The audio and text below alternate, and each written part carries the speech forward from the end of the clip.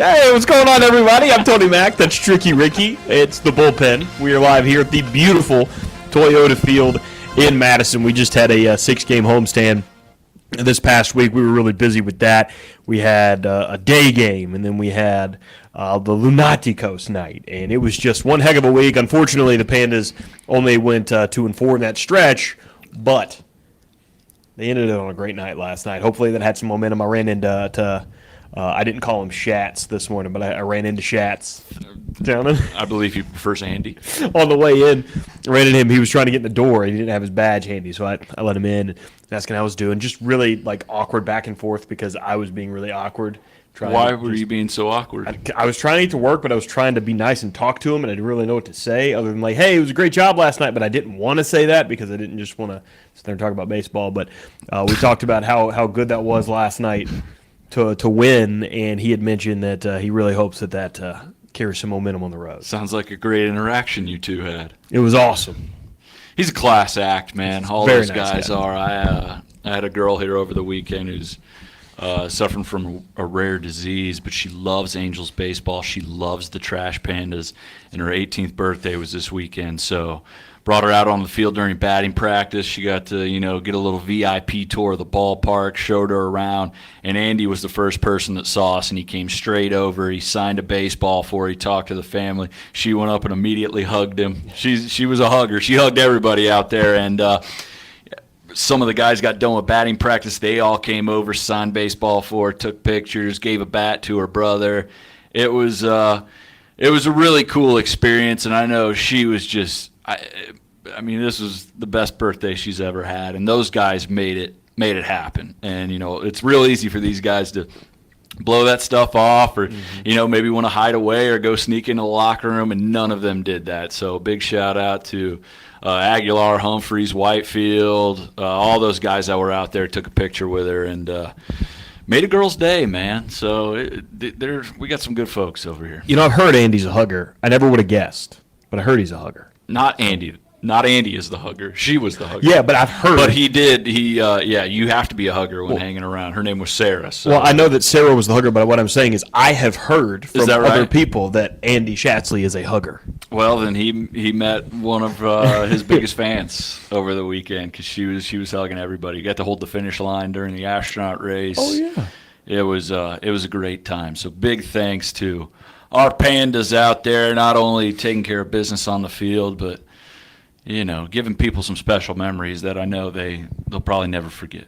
Yeah, for sure. And speaking of moments we'll never forget, speaking of that astronaut race in specifics, we had Neil never wins these things. He comes up short a lot, but they all stopped in awe this weekend as the first Japanese astronaut in space got to win a race here at Toyota Field. That was pretty cool, man. That was awesome. Yeah. Mamoru Mori, I think was his name. That was amazing. Yeah, he hopped out on the field, stopped our astronauts, and then said, "Let's go!" and like spacewalked his way. He had the exaggerated moonwalk about it and took home the W. So yeah, Neil stands at 0, but the first Japanese astronaut in space is in the one slot there. So now 3 people are beating Neil. It's like ESPN Game Day or College Game Day where they have the guest pickers scores. We just need to throw Mamoru up there. No. We had our guest racer up there. Yeah, he's 1-0. That's right. He might retire. He might just call it a day at undefeated. Probably for the best. Now, if I were to rank his accomplishments, I would say right there, right in second place, barely underneath winning last night or in the astronaut race on Saturday, would be being the first Japanese astronaut. So 1A, winning the race. 1B, going to space. A solid 1B. Solid 1B. Yeah. I'm with that. I haven't asked him. We don't know that for sure, but It's unofficial. It's an unofficial. He'd probably go with that. Yeah, for sure. But last night or yesterday afternoon, I keep saying last night. Yesterday afternoon, we had the first Lunaticos de Rocket City. Can I just say your announcement of the Lunaticos de Rocket City was stellar? Thank you. I was out there at center field with the national anthem. You said, "And now introducing," I wasn't expecting it, "your Lunaticos de Rocket City." It was so good, dude. Thank you. Got me pumped up. I was worried how that was going to end. It didn't sound like everyone caught on right away. They were like, wait, yeah.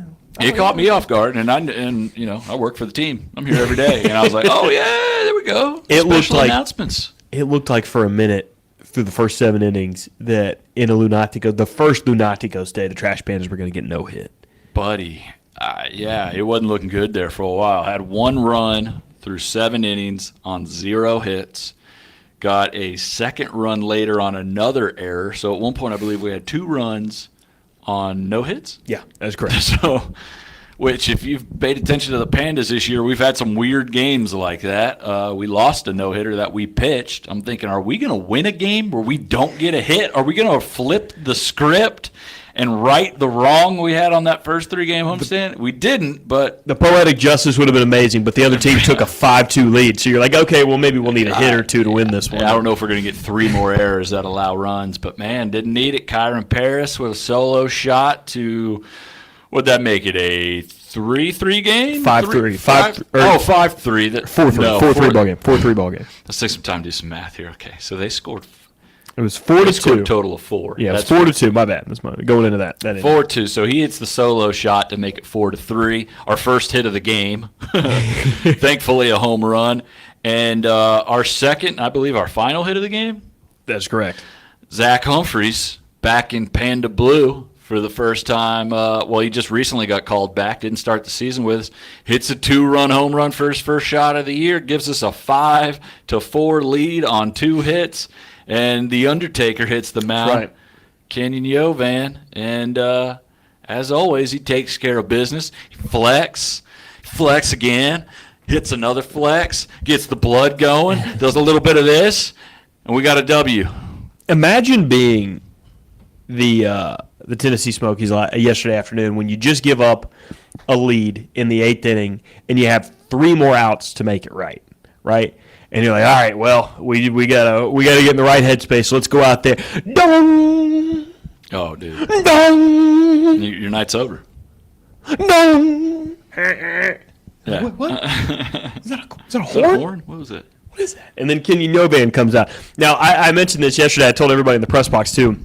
I said, in a game like that where the Trash Pandas had to rally late and the momentum just seemed to be on their side going into the final inning, mentality-wise, the guy I wanted on the mound, the guy I would pick to be on the mound is Kenyon Yovan. And he came out, and it was shaky at first.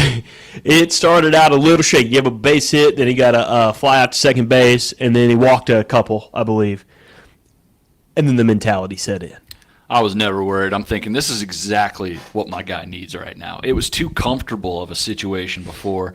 Then once that guy got to third, just a sac fly away from tying this thing up, maybe having to play extras, gets a big strikeout right there, takes the sac fly out of play.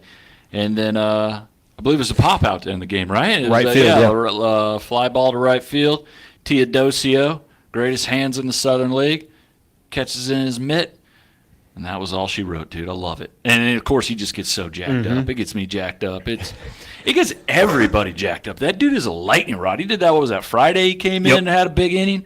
And I think that was the other game we won. It was, too. yeah. So I love it, man. He comes in, and excitement follows. Saturday was a close one. We lost that one 5-4. One on Friday, one on Sunday. Thursday was the one to forget. Thursday was the 19-2. Shellacking that we took. This is the second time at home that I've been at a game where the Trash Pandas have lost at a final score of 19-2 in the last 2 years. This is just me speaking here. I'm not speaking for you. I'm not speaking for anybody here at the game. I'm not speaking for the players.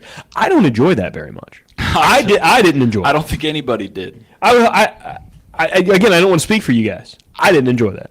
That was not fun for me.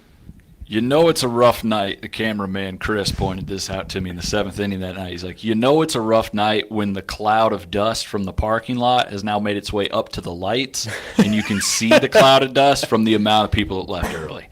And, I mean, that happens sometime in baseball. You get those big blowout. We had Jose Gomez come from second base onto the pitcher's mound. He throws a 1-2-3 inning, just to save you pitchers and get through the game so you can move on to the next one. I mean, every time Tennessee got a hit, they were just hitting everything. And you could hear every time they got a base hit, the fans all collectively would go, oh, like another one? Really? Mm-hmm. They're going to get this many hits tonight? And I thought it was going to be worse than 19-2, but I think that brought it was kind of a reality check the team needed. And they weren't playing very good the 2 games before that either. That was Thursday night's game, correct? Yeah. Tuesday and Wednesday didn't look good. Thursday was the breaking point. That was it, man. And you could tell Friday when they came out here. right when they started taking their first at bats. They had a good first inning as far as getting hits and stuff like that. And the guys, as I believe it was Levon Soto, he rounded third. I think he scored in that first inning. He's talking to whoever it was batting on the on-deck circle. He's going, he's saying all these different things, like, look out for this, and stuff that I just hadn't seen a few games before. And the dugout had a whole different demeanor about them too. So you could tell they got re-clicked in there after that 19-2 defeat, which anytime you lose by 17 in baseball, that's going to make you want to reevaluate some stuff. And you could notice the difference, and I think it paid off, finishing the week 2 for 3 there, going Friday, Saturday, Sunday. Yeah, and winning those close ones, too, was really, really nice. And like you said, it's kind of getting that wake-up call that they needed. They're still overcoming, and it's a little surprising to see, but they're still overcoming some shaky pitching. Starting pitching's hit or miss. They're either on or they either don't have it, but the talent is clearly there in the starting pitching. The bullpen, a little young in spots, and the relief pitching, and when you struggle throwing strikes, it's going to be a long day. That's been one of the big issues of keeping these games going as long as some of them have. Is not just giving up runs; it's the bullpen not being able to throw strikes. I don't even think so much the pitching is just we just weren't getting hits. Well, that too. I mean, the bats aren't there. There's a certain part of the lineup right now. When these three guys bat back to back to back, it's like, what do we do? Because nobody's hitting really well. And the guy that's probably the biggest surprise that's batting under 100 right now is Aaron Whitefield. That is a big surprise.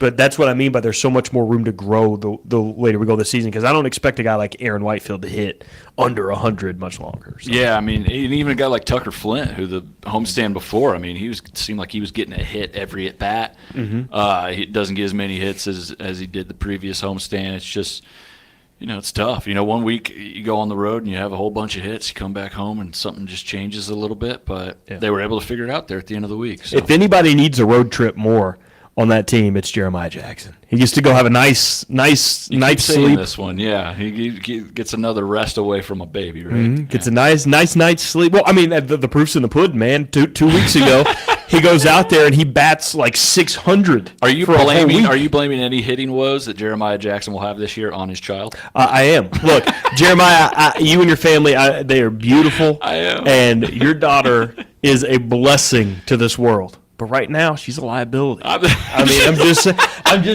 On your batting average, it's impactful, and I think he knows it. She's a liability. I think, man. This guy, 2 weeks ago on the road, he hit 600 for a 6-game series. He comes back here and so it's the baby's fault.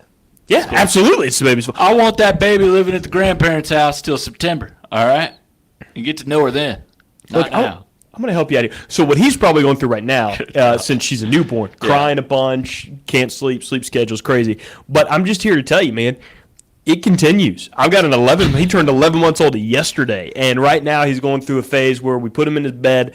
We've got his crib in our room right now, but we put him in there. He'll wake up around midnight, and he'll throw a fit until Jen puts him in our bed. So he sleeps in our bed in between us. Mm-hmm. And sometimes, he'll fuss. The only time he ever fusses at all is at night when he's tired or when he wakes up and he wants to eat or something. So last night, sometimes you run into this. Try to sleep. I'm going to do a little role play here.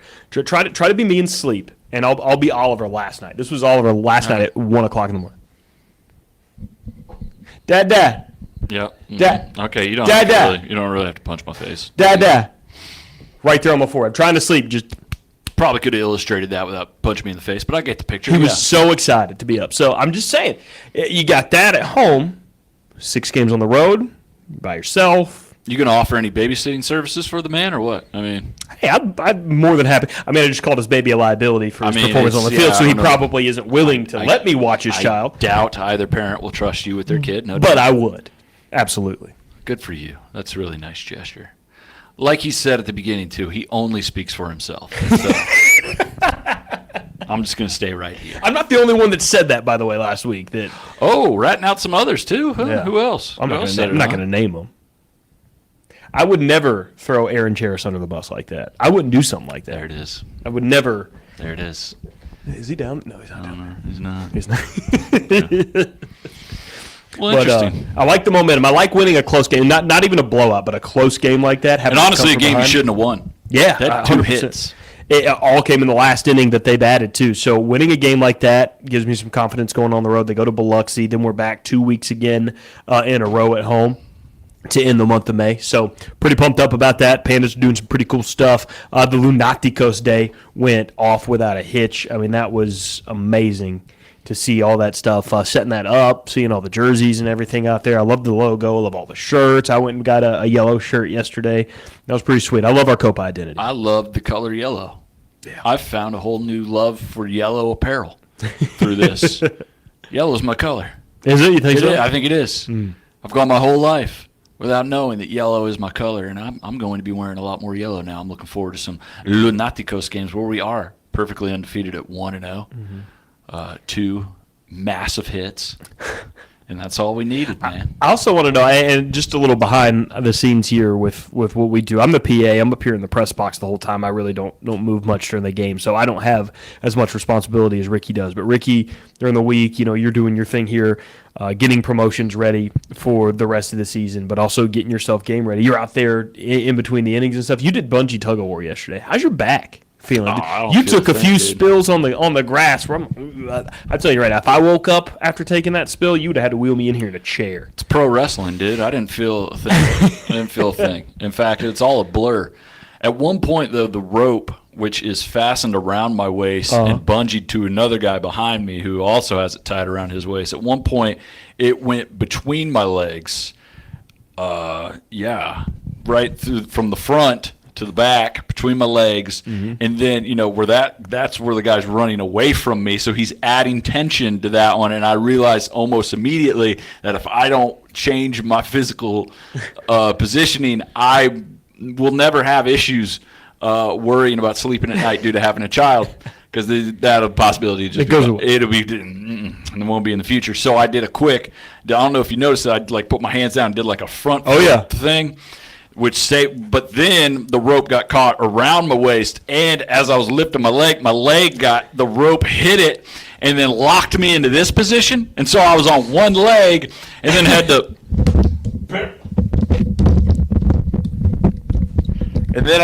barrel roll out of that bad boy so I could unlock my right leg, which was right here next to my chin.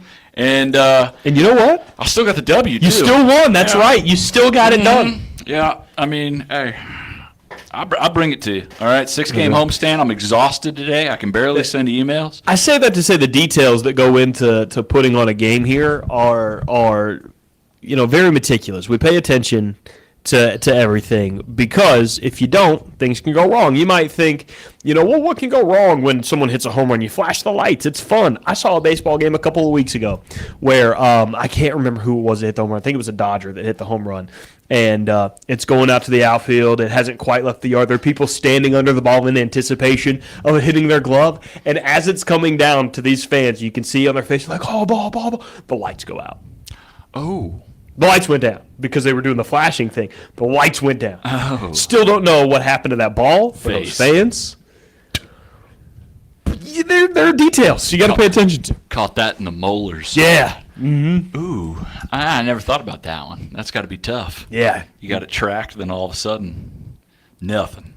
Yeah. Which probably stays nothing after you take that home run to the noggin. Yeah, the lights went out for sure. That's got to be wild. Yeah, you wake up, you're like, whoa, where am I? Am I dead? Did that ball? I was at a baseball game. Why does heaven look like the Dodgers bathroom? Yeah, what's happening? This stinks. Did we win? What happened? I'm dead, aren't I? I think I'm dead. No, you're not dead. The light guy didn't give you a couple extra seconds. Oh, okay. All right. Yeah.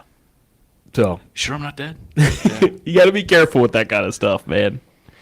I got to get you. But I'm feeling good, bro. I ain't got nothing there physically. I'm just, man. You did a little number with your leg to show us an example of what the bungee was. You did that little number with your leg. I do that. I'm out 2 weeks. It's right around here. The hip flexibility there for that. Yeah, you got to be quick, but I'm tight. Dude. Yeah, feeling it today. But we got back-to-back homestand starting next week, so it's time to get into mid-season form because we got 12 out of 13. 100%. Yeah. Here in Pandaland. So come on out here. Hang out with us. Come play. Do one of these games in between, have your leg bungee corded to your face. You know what you'll never see here at Toyota Field? You'll see some home runs. You'll see some wins. You'll even see some losses here at Toyota Field. You know what? Baseball players are human. It happens. You know what you will never see here at Toyota Field? No. You will never see Andy Schatzley on the phone telling a buddy of his to place a bet on the other team because the other team's going to win, like it did to Alabama a couple weeks ago. Not a great segue, but I see where you're going. Have you been following this? Because I stopped following it. Like, I figured the details were going to come out a little later when they were like, hey, Bohannon's been fired. Also, last week we had to shut down the sports book for Alabama because of suspicious betting activity in a game Alabama lost. They came from behind and almost won, but then they ultimately lost. From what I hear, I heard that there was like a video that corresponds with like the call that the officials found, where again, speculative. I haven't seen the video. The manager of this Alabama baseball team, the head coach, is on the phone during a game, telling a dude like, "Hey, this is the pitching change I'm about to make. I'd go and put that bet on LSU." That's what I heard happened. Yeah, that's not good. If that's what happened, that's terrible. It's not good at all. Pete Rose did less and got banned for life. At least he bet on his own team. He bet on him to win beforehand. Yeah. This dude's live betting his own games through an intermediary. Brutal. Allegedly. Imagine being that pitcher that came in. That's got to be tough. That's got to be brutal. Well, you know what? Maybe some guys like that, Be like, oh, okay, I'm the guy. I'm the bum you bet up against. We'll see about that. Your own coach? That's pretty tough. Not even like LSU fans going, oh, we got in the bag, put the bets in, boys, we won this one. Your own coach goes, hey, I'm about to put this guy in, so it's probably safe to take LSU here. Would he have put him in if he didn't have a guy on the outside making bets, too? Yeah, I don't know. Was he benefiting off this? Was he doing a favor for a buddy? I have no idea. New stuff come out? This is crazy. The other thing that gets me about this is the fact that I would imagine, especially compared to like your major college basketball and college baseball or college football, there's not a ton of bets being placed on college baseball. Just a guess. So I think you'd be surprised. It seems to be a pretty easy red flag there. You think there's a lot of? Oh, dude, there's people betting on Russian ping pong. I'm sure college baseball's got plenty of gamblers out there interested. Oh, yeah. I'm not kidding. What are you looking up? I'm looking up the coach. What are you doing? I'm looking up the lines. Yeah, Brad Bohannon looks like a guy who's desperate. Look at that. I don't know about that. I mean, he's definitely a guy who no longer has the job he used to have. Mm-hmm.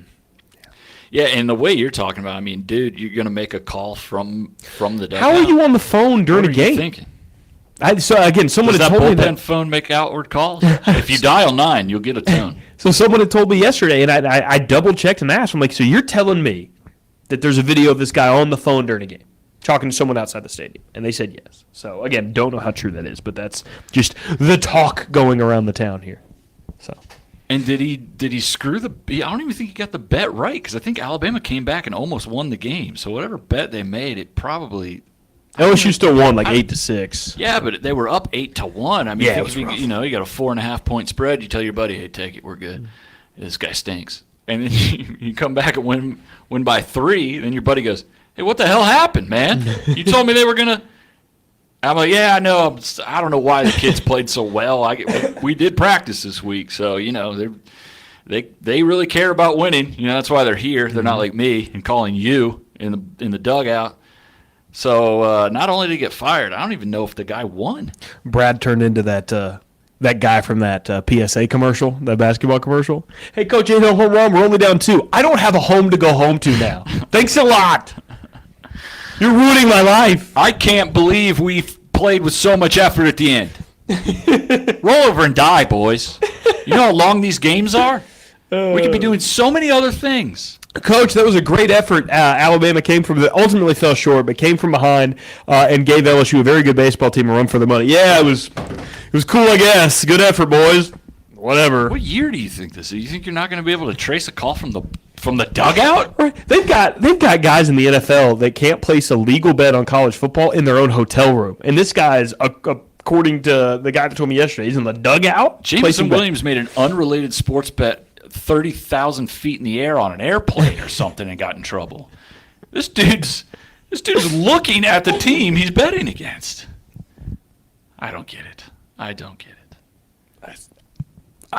don't know. I at a loss for words. Can't believe that happened. So, and also, Yeah, being an Alabama fan, I got to ask, given everything that's happened here lately, I mean, you've had, again, I believe a couple more football players may have gotten in trouble on the offseason. You've had former players, don't really matter all that much, like the Jameson stuff. That's not Greg Burns' fault. But you had the basketball situation with Darius Miles. Was it Darius Miles? Yeah. Him in the whole capital murder trial, and then Brandon Miller's involvement or non-involvement or whatever.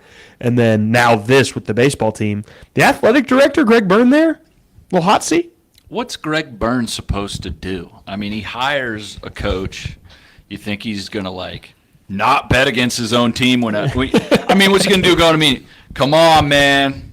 Hey, we'll give you the job, but you better not bet on those boys, all right? And you better not do anything wrong. Yeah, of course he's going to be like, of course not. What are you talking about? Hey, let's have a great relationship. I mean, if a guy goes out and is hiding that he's suspiciously betting on the – I mean, I got to imagine this guy's making a pretty good paycheck being a Division I baseball coach at Alabama, one of the wealthier schools in sports due to the football program, the success of basketball, football, baseball, and the SEC. I mean, just everything. Gymnastics, just being an SEC sport, you're making good money as a coach. What is the need for this one? Greg Burns supposed to go monitor his guys and make sure he's not gambling. Same thing with he's going to follow everybody on his basketball team and make sure. Well, no, but you're supposed to make sure you have the right guy in place. Like if you're, let's just say, from the basketball aspect, you look at your coach, you go, man, hey, this is on you. What's going on here? But then when you have a coach do something wrong, it's like,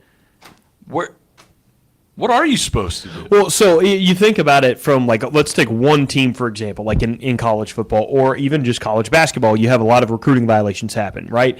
You have assistant coaches that get in trouble for recruiting violations, and that ultimately falls back on the head coach because that's who they are in charge of. The athletic director is in charge of the head coaches. So, and all these programs. So if you have one of your teams out of many sports teams that you have, if you're Greg Byrne, like the basketball team with the whole murder trial, that's not very good. And then you look at your football team and you've got players getting arrested. And then you look at the baseball team and you have a head coach that's betting against your own team during the game. That's three different programs with three different leaders needing to be questioned about what the heck's going on with your program. So I would imagine there's some kind of conversation going with Greg Byrne. Like, hey, man, anything. You're probably right. But, I don't even know what you would do. I mean, there are clear rules against gambling. Me and you took an MLB-sanctioned gambling training thing, telling you everything you can and can't do. Is someone going to still get in trouble? Yeah. But what do you do? You can only do so much. A person's going to go out there and do what they want under their own free will. But, like you said, I mean, he is the guy. Yeah. But tough situation, dude. I mean, player, coach. This guy can't win. But when you're the AD at Alabama, you've always got the football program to fall back on. So it's like, do we get rid of the guy? I mean, it's not like Nick Saban will ever be fired for his players getting in trouble. I mean, what program hasn't had guys get in trouble? That happens across the country. It's just crazy that all of this is happening in a few months. It's not great to one one school. The baseball thing is just so out of nowhere too that it's like, what is going on over there? And then your players, after they leave, go pro and get in trouble. I mean, Calvin Ridley, Jameson Williams all have gambling rule violations. The baseball coach it's some rough timing, dude. Yeah. Let's go over to the YouTube here real quick. I just pulled it up. We got a ton of comments. We got JB getting in saying, what up, BFF? I think he's probably talking to Robert. He's talking to me. He's talking to Robert, probably. JB says, great Sunday. Okay. You guys do a great job for the fans. What's up, Jeff, BFF? This guy thinks he knows everything. What a nerd. Bob Boland says, I've heard many, many times from one of our fans that Neil sucks. But, yes, that was a class move, even if he does suck. It was a class move. It was. It was very classy organization here. Let's see. We also have Robert says he's going to be here June 20th. Let's go. I still have a bat for you to pick up, Robert. Great day. And then Mama Yovan. That's right. She gets in. She says, your social media, promotions, and everything else is amazing. Can't wait to experience it in person. Oh, we can't wait as well. Let's go. We'd like to have a good time out here. You guys taking the Yovan cross country? Dude. Come on. That's right. Pick me up. Did you see that Robert in GTA made the Yovan? Dude, shout out, Robert. Well done. In Grand Theft Auto, my man went in there and created a Yovan and tagged us on Twitter. And it looks pretty sweet. Cool. It looks pretty sweet. Pretty sweet van. Well done. If only it were real. You have a 3D printer? How's that work? I don't know. I don't know if that's a possibility, but maybe something to research. Maybe it'll be Mama Yo Van, you're gonna have a great time out here. The Pandas, we put out a good product, and hopefully your boy hits the mound, because I stop what I'm doing and watch every time. Every time I hear that gong, is on. Bong. Oh yeah, good gong. Good gong impression. Really good stuff there. Thank you guys for getting in and watching and checking us out. So you have the whole betting deal going on in baseball. What else we have going on in sports right now? You got I don't know where the Pandas going next. Biloxi. Biloxi? Yeah, take on the Shuckers. Uh-huh. So they got casinos down there. Oh Jesus! Can't sports gamble though, I don't think. Well, okay, we're good. We're safe for another homestand or for another week. I think it's all slots. I think. NBA playoffs are going on. I've kind of kept up with them a little bit, up here watching, but nothing. King Charles was coronated. Yeah. Oh my gosh, the Derby. I didn't pay attention to that at all. Who won Dude, I honest to God have no idea what's going on in the outside world. I've been in Panda Land for the last week. Who won the Kentucky Derby? And I think even if you told me, it wouldn't make a difference, because I don't. I would just. It's just a horse. Bear with me here. Okay. I don't know, but that's not what I was wanting to talk about the Derby. Okay. Did you hear that? Like leading up to the final race, 7 horses died.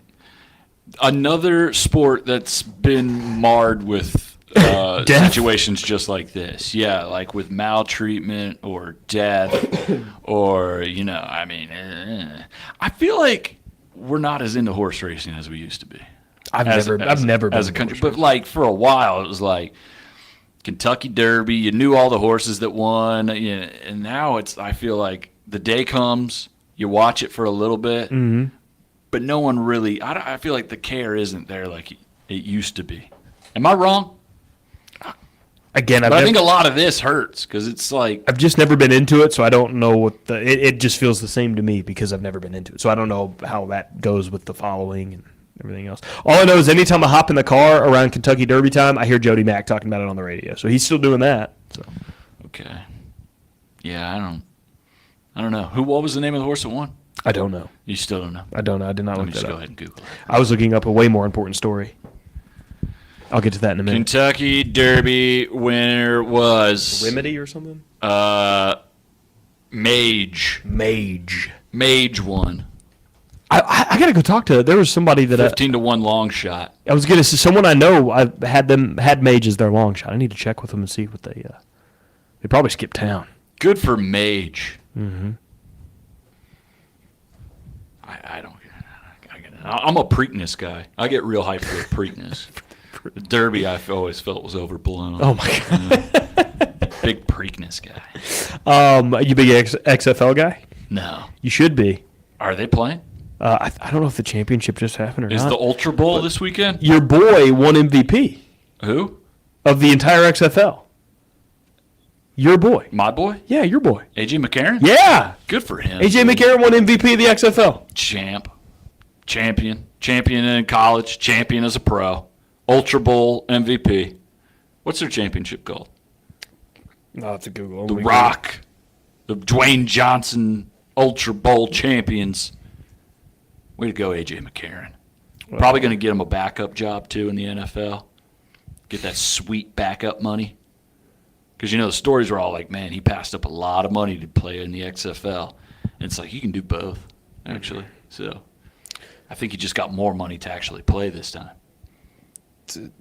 It doesn't say it has a name. They don't have a name? It doesn't say it does.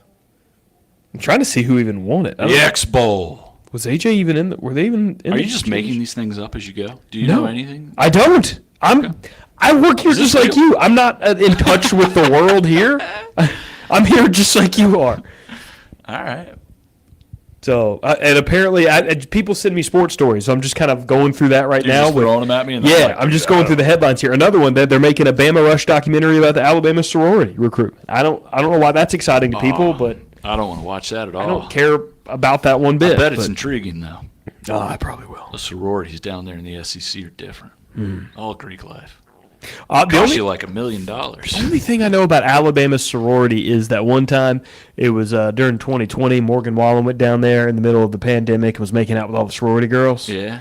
I remember. I always hated going to Alabama because I went to a different college, and but I knew a bunch of guys that were in fraternities and stuff like that, so I'd go down there and hang out. But if you're not in a fraternity, you're kind of like a bum.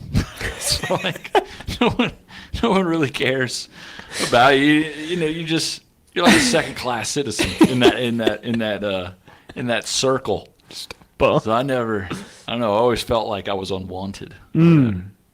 Oh, another big story in college basketball. LeBron James' son committed to college. Did you see that? USC, right? Yeah, going to USC. Going to be one and done and go play for his dad, play with his dad, for his dad, probably. That's like all that. That's all LeBron's kind of aiming for at this point, right? Are they still in the playoffs? They still in it? Yeah, they're eliminated. Their series they're up 2-1 on the Warriors. Hey. Oh, yeah, they got a big win on them last game, right? Beat them by a bunch of points. Yeah, beat them by 30. That seems like that's like LeBron's two goals. Is like, see if he can win one more with the Lakers, sneak one out, be the greatest thing ever. Then if he has that, it's like all that matters is let's get a season in with my boy, which would be cool.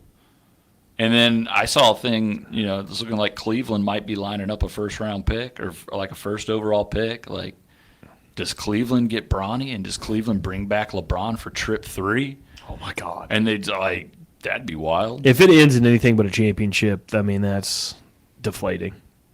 Crazy, though, LeBron could play long enough to play with his son. Yeah. And still be a factor. Mm-hmm. Well, that just speaks to just how good LeBron is.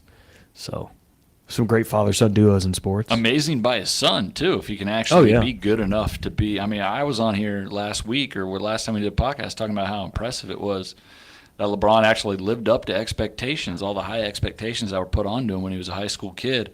Just imagine being LeBron's son. Those expectations are put on you from your first breath. And his oldest son, too. And that's kind of you thinking to the Ball brothers, too. That's why you usually see like some of the younger kids, not the firstborns, but the younger ones, be the more successful athletes because there's less pressure. Like all the pressure's on Bronny. I hear that his younger son is going to be better than Bronny. Lonzo Ball's not the best Ball brother. It's LaMelo. So, yeah, I don't know, man, but talk about pressure. I mean, that's from the second you wake up. You're expected to be the next LeBron. First father-son duo in sports you think of? Go. Top Ken Griffey Jr. and Sr. Same. First one immediately. Number 2, go. They played like the same time, or? Well, no. Oh. Father-son duo sports, go. The Matthews. Clay Matthews. Clay the Matthews. Matthewses. The Matthews. Which ones? Like Clay and his dad. I guess his brother too, but I know Clay's dad played, and then Clay Matthews. So not Bruce and Jake? Them too. But Clay and Clay?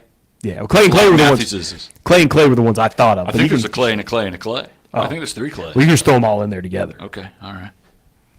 Mine would be Vladimir Guerrero. Oh, Vlad's a good one. That's a good one now. That's a really Torrey good one. Hunter Sr. and Jr. Mm-hmm. Panda Nod. What's up? Ooh, Raphael and Preston Palmeiro. Oh, another Panda Nod. Clay Thompson, whatever his dad's name was. Michael Thompson. Michael Thompson. There you go. I couldn't remember. It's all right. It's all right. Steph and Dell and Seth. It's got to be awesome to be Del Curry. 2 really successful sons. Seth's pretty darn good. He's efficient for what he's asked to do. So. No, but like to be a great 3-point shooter and then to be able to pass that on through your DNA. Mm-hmm. Is 3-point shooting scientific? Is that in the double helix? Is that in your blood? How do you have a guy who's a dead-eye shooter from 3 and then his kid's even better? I don't know. You ever heard of Larry Bird Jr.? No. Does Larry Bird have kids? I don't know. I would love to know if Larry Bird had kids and what they do. But how many great 3-point shooters? You ever seen Peja Stojakovic Jr.? No. Mm-mm. You ever seen Reggie Miller Jr.? No. It's crazy. That's true. Del Curry has 3. He has buckets in his blood. Steve Kerr Jr.? No. Name me another great 3-point shooting lineage. Well, the 3-point line hasn't been around too long, so. in terms of like the history of basketball. It came along a little later. Fair. It's been around a while now. It's been around like 40 years now. Name But another. Ain't there. I can't do it. There. You got any more? Ray Allen Jr. You got any more father-son duos? Tug and Tim McGraw. Delonte West and LeBron James. That's not a thing. It's not a thing. Mine was real. Well, mine's kind of real. And mine's Does stepdad count? Tim McGraw played the father of a football player in the Blind Side. He did. That's pretty much like being an athlete. No, it's not. It's like being a scout because he adopted him. It's not. That is kind of. It's not. Anyway. It kind of is. No, it's not. Whatever. Oh, man. I was trying to see if anybody else got any in here on YouTube, but they did not. They're probably tired of hearing us talk. But I do enjoy that conversation. There've got to be several other father-son duos. George Foreman and George Foreman Jr., the third, the fourth, and the fifth. Are you familiar that George Foreman named all of his male sons George? Yeah. Yeah. Well, You want to know how to set your kids up for failure? be successful and then name them after yourself? Name every single male in your family the same name. He has 4 kids. George Jr., George III, George IV, George V. You can't be George V and your older brother by a year and a half is George IV. It's weird. You're named after your dad and you're 4 levels away. There are third and fourths that can be successful. I don't know about fifths, but there are some third and fourths. No, but it took generations to get there. Yeah. You know? George, the OG right here, 1 generation later, we're already to George V. And he had a daughter named George Gina. That's really 6. Not juniors, but thirds and fourths. Name some successful third and fourths in sports that were successful. Robert Griffin III. Mm-hmm. Stetson Bennett the fourth. Do you remember A.C. Law the fourth? He played at Texas A&M, basketball player? No. Okay, bad one by me then. No, not a bad one. I like old. He had a bulls cool like name, that, but no. A.C. Law the fourth. There are definitely some really good thirds and fourths out there. Fourth. Who's a good fourth? Who's the best? Who's the best fourths Stetson Bennett. in all-time sports? Stetson Bennett, 2-time national champ. Okay. Is Stetson Bennett the greatest fourth ever? He's the only fourth I know that I can think of. So Who else is a fourth? I got nothing. he's the only fourth I can think of. So It's him then. Who's the greatest third ever? you know, you said RG3, and now I can't think of any other third, but I know there's several thirds out there. I can't think of anything off my head. Any good juniors come to mind? Dale Earnhardt Jr. How about that? You ever think about that one? Yeah. We just started and ended the conversation with that one. Okay. Thought we'd go through a couple more before we got to Dale Jr. I guess there's a couple more. Before we got to Dale Jr., but that's a good one. Starts with Dale Earnhardt Jr. I think Jr. came to your mind though just because of your love and affinity for his father, Dale Sr. Love for both. Yeah. Okay, love for both. You love Dale Sr. a little more. Buddy, I was rooting for Dale Jr. in the Busch Series in 04. I remember that. Race got canceled. I went to Dago once in like For a 03 or Sunday. 04 and was pulling for Jr. Race got postponed due to rain. Raced on a Monday. I said, we'll see about that. I think I skipped school. He won, by the way. He won. Oh, yeah? Yeah, he did. It was a great day. Okay, other juniors. Yeah, my brain's not working today. What's popping in your head? King Griffey, but we went over him We with already did father-son him. duos. We already did him. Oh, man. I mean, you know. George W. Bush.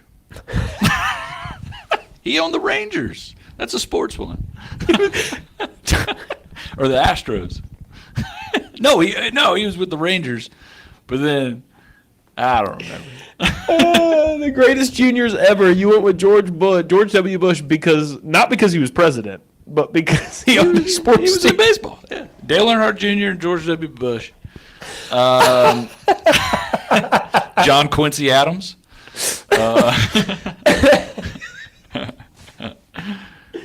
Oh God, George W. is probably the best. Roy Jones Jr. I never knew Roy Jones Sr. I don't like guys that go by junior where I don't know who the senior is. Yeah, Take the junior. I'm a junior technically. I don't tell people like, "Hey, it's going on Rick Jr." I forgot. I always Rick forget Senior. you're a I'm junior. like, I don't. I always worry about forget you're a junior. Yeah, you can't go by. I hate that trend of players in the NFL after they have a kid, they put senior on the back of their jersey. Like, dude, your kid's 2 months old. No one is mistaking you for that baby over there. And you're not even whatever the junior and he's the third. You're just putting extra letters on your name. I wish that for Torrey Hunter Jr., instead of naming him Torrey Hunter and putting the junior at the end, just let the 2 I's you put in his name speak for itself. Because you had Torrey Hunter, and then they put 2 I's in his name? Yeah, but Torrey Hunter Sr. had 2 I's in his name. Well, see, you just lop that 1 I off for him. You can't you just lop keep an the- I off your name as a grown man. You legally can? Yeah, sure, but just so your kid can have an extra I? Yeah. Yeah, it seems a little easier to just call him Junior. You're like, Yeah, probably. Yeah, I'm going to go to the courthouse and have an I Whatever, dude. subtracted from my birth name. Then you just Tory like a lady Tory. That's how Lady Tory spell her name. Tori. Torii. It's like, oh, that could be anybody's name. It's like Ricky. Like if I start spelling Ricky with an I, that's the female version of spelling Names have gotten out of control. They have gotten out of control. We've had some pretty awesome names here at the field here lately too. We had a kid yesterday named Blackston spelled with an X. Didn't you know that was a name? It was Blaxton. That was interesting. Parents love names that end with like an ON or an EN sound. Throwing an X in there. I talked to a Jackson yesterday.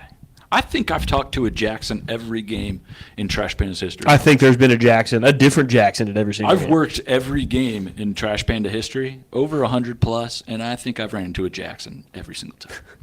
With multiple spellings. We had a kid the other day that threw out one of our first pitches, I think. Or no, his family threw out the first pitch, but he was involved in some other way. Price Crunkleton. Sick name. Price Crunkleton. He did a great job on taking the mic. He did. So we had him. We also, oh my gosh, my favorite one. We did have this kid throw a first pitch the other day. If this is you're set up forever. Your name is awesome. Carver Buffalo. Dude, what? Threw out a first pitch the other day. That's cool. His name is Carver Buffalo. Coolest name ever. That's amazing. You don't beat that. Carver Buffalo was this guy's name. Senior? When do you become you only become the senior when you have kids, right? Apparently. This kid was like 11, so I doubt it. You know Buck the trends. That should be the move. Yeah, I was going, I'm Carver Buffalo Senior. Yeah. I just know when I have a child, I'm going to pass on this name because it's cool. Or just don't pass it along. Just be senior. Oh, you're just the only one. Yeah. One. I mean, Carver Buffalo Esquire. What's that mean when people put Esquire at the end of I their have no idea. Is that like You've heard of that, is that though, a right? foreign thing, or is it is that a U.S. thing? Is it a? I don't know, but I've heard it before. Feels British. What does Esquire on a name mean? In the United States, often shortened to ESQ, is a title of courtesy given to a lawyer and commonly appended to his or her surname. Okay. Oh, It's kind of like doctor, Nah, you got to be a lawyer. but you're an Esquire. Doctor is way better than Esquire. Is that going to make people think you're a jerk if you go like, how's it going, John Smith Esquire? The third. I feel like that's adding a senior. It's like, I don't need to know that you're a lawyer. I'm gonna go back unless we're talking about law. Oliver's only 11 months old. I'm gonna go back and change it. Oliver Senior. Smart. Is there another Oliver? No. That's it. It's the only Oliver Macbeth. Never will be. But he's a senior. As long as he has it on the back of his jersey growing up, That's right. then you're doing it right. We had another guy. It was a pitcher for the Smokies. That reminds me, we need to go back and do our names. The All Southern League name team? Yeah, I know a guy that I'm putting on mine. Pitcher for the Smokies, Porter Hodge. Porter Hodge. We need to get some outs. Somebody get Porter Hodge in the game. Going into that game, he was 0 for 3 with a 9.22 ERA, and we got beat 19-2. Porter Hodge. Folks. They did him so dirty. I think it was Porter that they did this to. They did him so dirty that night, too. So he was 0 for 3 with a 9.22 ERA. Had an awful season so far, according to the numbers. In order to qualify for the win, you need to pitch 5 innings. He went 4 2/3, and they yanked him. In a game they won 19-2. It was well in hand at that point. Sometimes it's out of the hand of the pitcher. Like especially in the minors, like sometimes they give you a set amount of pitches you're only allowed to throw that night. So if you got a perfect game and you hit your limit, see ya. This guy's 0 for 3 with a 9.22 ERA. I don't remember what the score was at that point, but it was well in hand for the Smokies, and they yanked him after 4 2/3. Didn't get the win. Pitched a good game. I've seen that happen before. I've seen guys get pulled during no hitters. That pitch count. Ain't no Kershaw got pulled a couple years ago. I mean, just like around here. Just at Toyota Field. Mm-hmm. That can get you, man. No doubt. All right, well, that'll do it today. We will be back Wednesday. Are you here Wednesday?